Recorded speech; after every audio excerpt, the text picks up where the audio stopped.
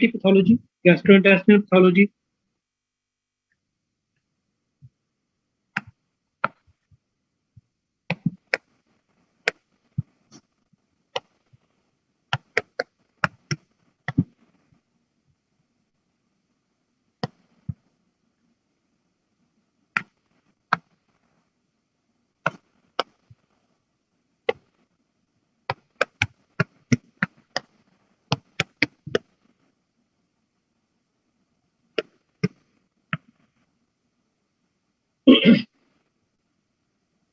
You already know that GIT starts from oral cavity until anus. It has a lining epithelium. Oral cavity has its own type of epithelium. Then there is esophagus, which has its own type of epithelium, followed by stomach, small intestine, and large intestine. The surfaces, as a principle, the surfaces that are faced with shear stress, they contain flat squamous epithelium.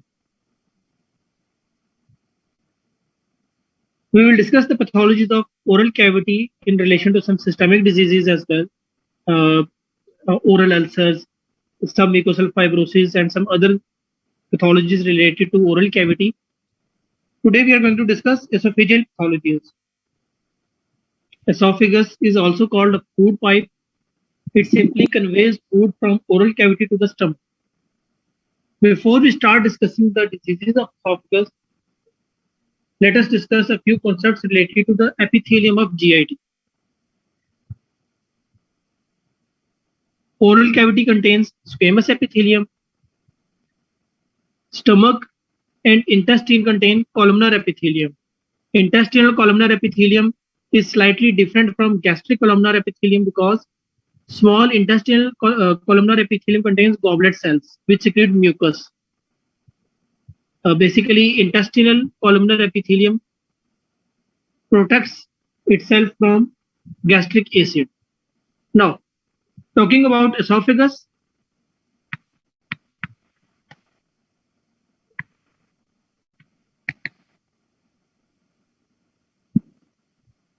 it basically contains stratified squamous non-keratinized epithelium.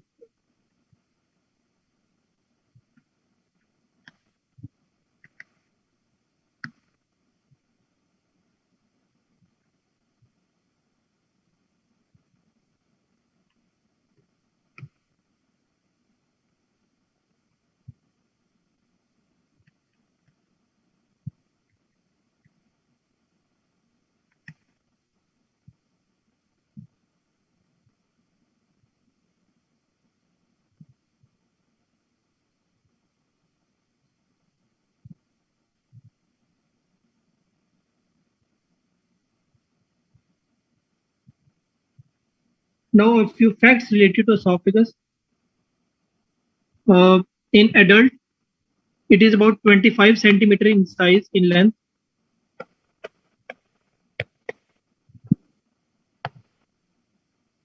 And it is not covered by serosa.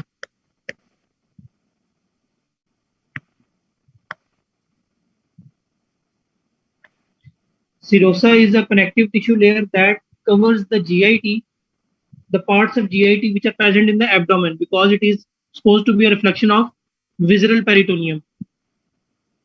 So it is additional covering of connective tissue that covers the parts of GIT which are present in the abdominal cavity.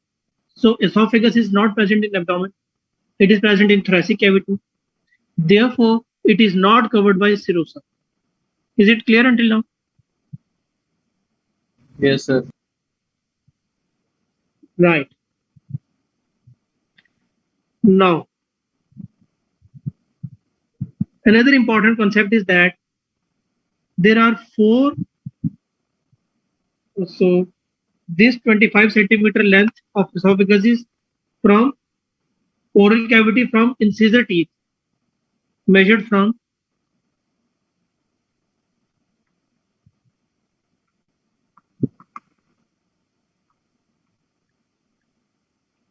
incisors, the teeth in front, incisors. From that point, the length measured is 25 centimeters.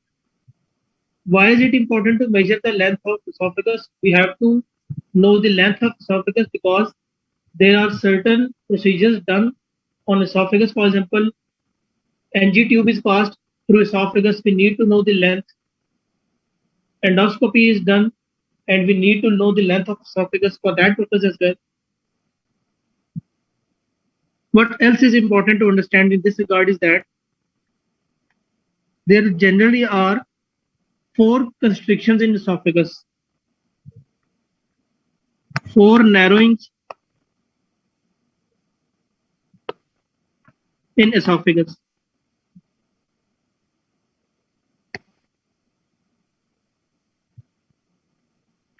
One is at upper esophageal sphincter. Second is at aortic arch of aorta.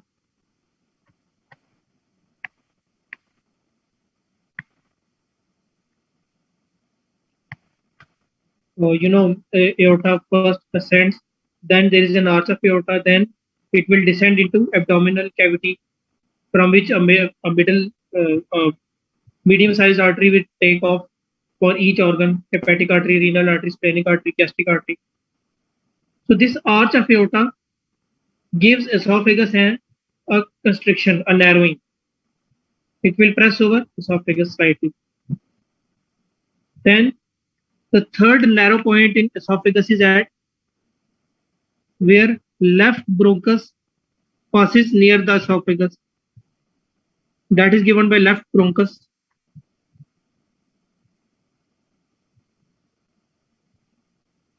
And the fourth narrowing is lower esophageal sphincter.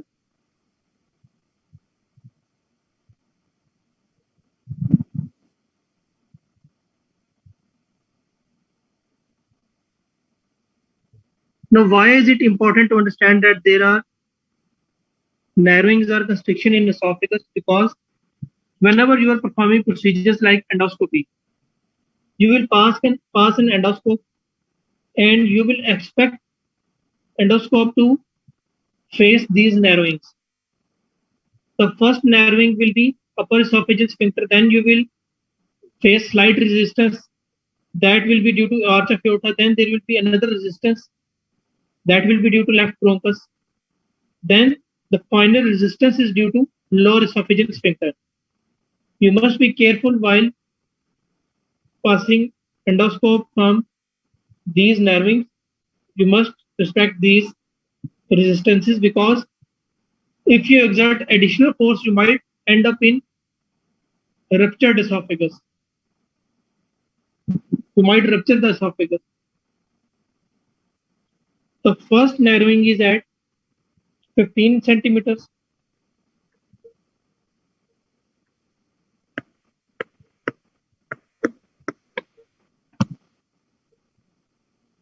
Arch of aorta gives narrowing after 22.5 centimeters.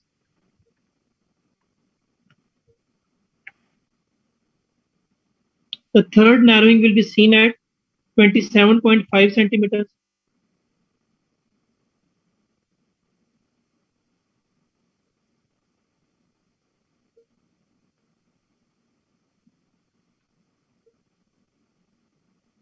This is not the centimeters of esophagus. This is the measured distance from incisor teeth, because the whole length of esophagus is 25 centimeters. This distance is being measured from incisor teeth. And the fourth narrowing of 4 constriction will be seen at 40 centimeters.